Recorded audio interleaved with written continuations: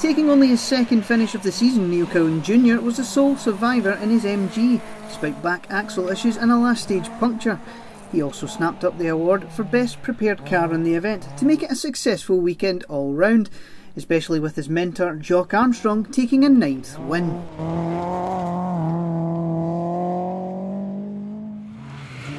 Second in class at the finish, the Peacock family wrapped up another good season in their 205, doing enough to secure third in the class championship.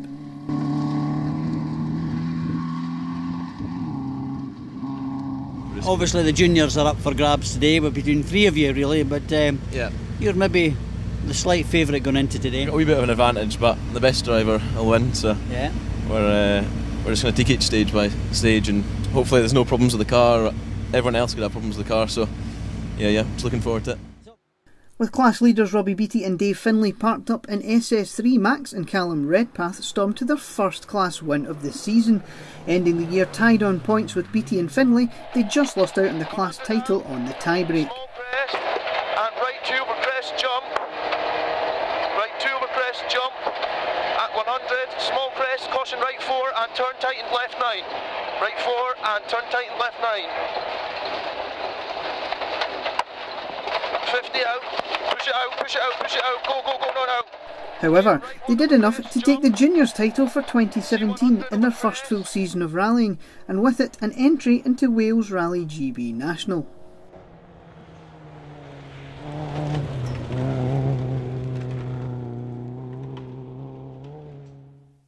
It's a three-way fight for the Class 3 title. Nervous as expected, but looking forward to it. Excited, adrenaline, nervous, so yeah. All the things you need to be. A good concoction for a good day, hopefully. Yeah. Obviously a class battle to go for as well, still up in the air. Yeah, definitely. I don't know how it's all going to work out. There's lots of factors to it, so the only thing we can do today is go out and try our best and secure the class win, and we'll see you at the end of the day. Yeah. Yes, I've got Stephen Clark alongside me today, so really looking forward to getting out there on the stages. And it's, I think it's kind of all or nothing today. It's there's the three of us could still win it. So all I can do is win, and if whatever happens after that happens. But it'll be a very tough battle against Alex and Angus as well. So tighten the seat belts, Stephen. The third crew in this fight, Alex Piddy and Fraser Skeen, are definitely punching above their weight in their C2 challenge car, and unfortunately they're the first casualties, suspension failure in SS1 putting them out.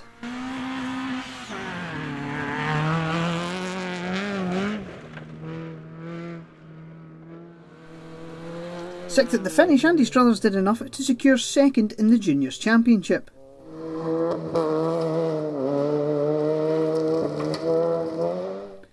Two minutes and 20 seconds up the road, fifth in class and second junior home, was not enough for Gina Walker to overhaul Struthers in the juniors standings. She did have the compensation of wrapping up the Scottish ladies title, however.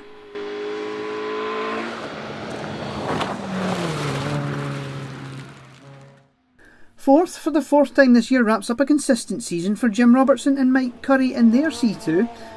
Now when will that escort be finished?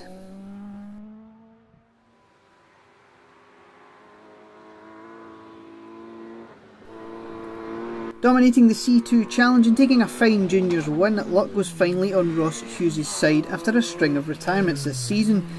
Definitely a case of what might have been.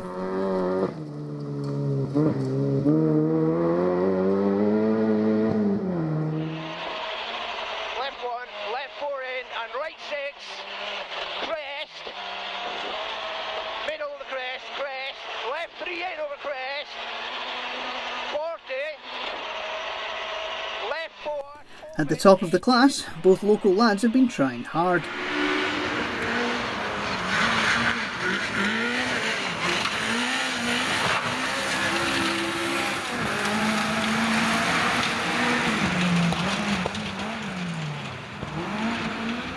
It felt very tail end happy, and that's because the back wheels a bit fall off.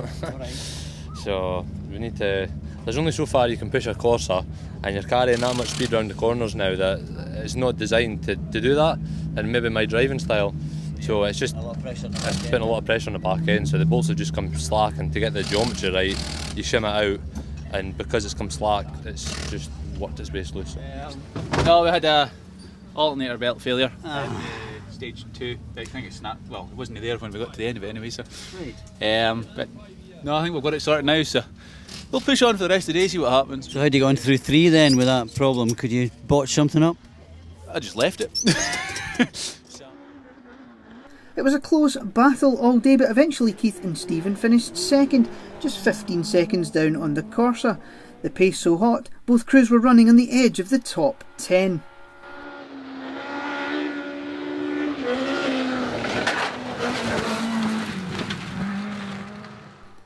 But in the end, Angus and Paul did enough to take the Class 3 title after a fantastic season in one of the most hotly contested classes.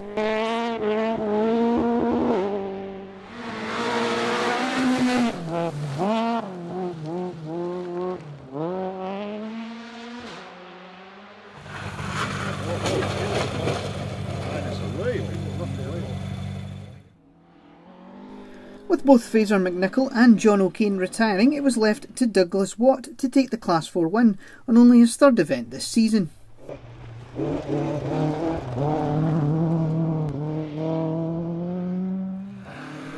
Second in class this time out was enough for Ian Milne to wrap up the Class 5 championship.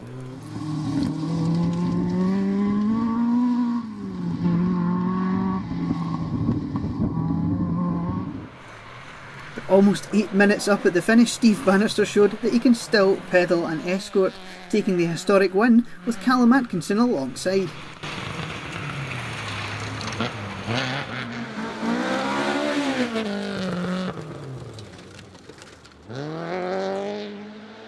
Yeah, I can't wait. Delighted to get going.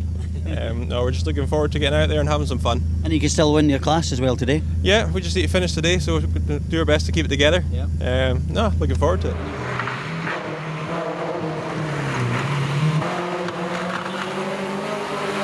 Still in with a chance of the title, all Michael and co-driver Kenny Fogo had to do was finish. Unfortunately, the car had other ideas, suspension failure putting them out. Kenny did do enough to take the co-driver's title, but unfortunately Michael had to settle for the runner-up spot. Crest and jump. It's your crest and jump. No cut, 50 downhill. Crest. Keep right. Over crest, 80. No. But what's happened? Get out. Eh? What's wrong? I'm broke. Get out. No. Get out. Last event of our season, and you've been across all year apart from the first event. How have you enjoyed your year? I thoroughly enjoyed it. Excellent stages, excellent events, excellent people. Thoroughly enjoyed it. Hopefully, if we're well enough, we'll be back next year.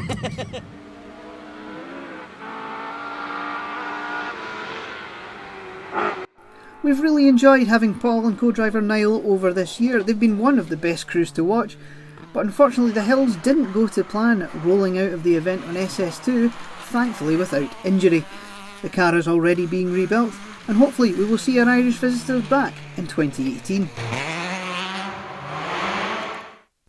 There's another three-way for the Class 7 and two-wheel drive titles. A lot to play for, so we need to behave ourselves. You know what you need to do, presumably you'll have all that worked out. We've worked out the different permutations. I think at worst, I think we need 9 points, which is, I don't know, is that about 12th two-wheel drive or something, I think. So, but we can't, obviously, if we had a punch or something, we can't afford to be wasting time. So we'll go at it as normal, but without taking any serious risks. Dougal says he's going to drive like an old granny. Aye, right. The red mist will descend at the start of stage 1. It's very difficult when somebody says go. You can't restrain yourself. No, that's it. It's go it is. I know it's still all to play for, and it's rallying and it could happen. So we'll just do what we've been doing all season and see what comes of it. Yeah. Having been in this position before, Dougal Brown and Lewis Rochford know how to win championships. A no-risk strategy saw them cruise home to third, wrapping up both the class and two-wheel drive honours.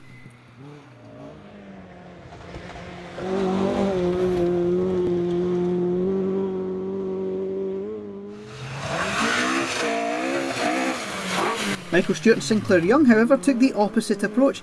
Maximum attack was needed, and it was going well. That was until a puncture on the final stage put a dampener on things. Second on the event, and third in the class championship.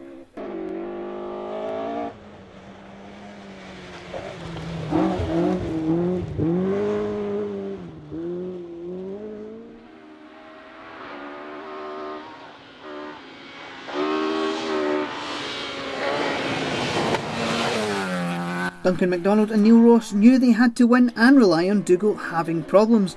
And when they did, 90 seconds clear of any pursuit, they stuck the Escort into the top 10 in the SRC. Second in the two-wheel drive championship after an entertaining and brilliant sounding season.